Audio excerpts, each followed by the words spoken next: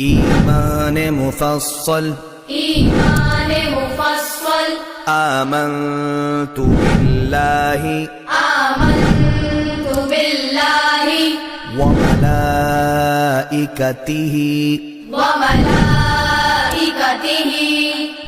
وكتبه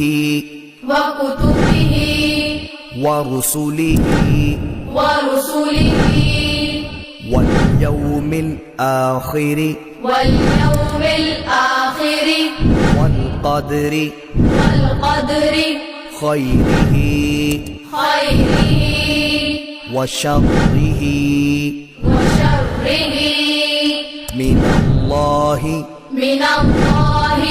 تعالى والبعث بعد الموت.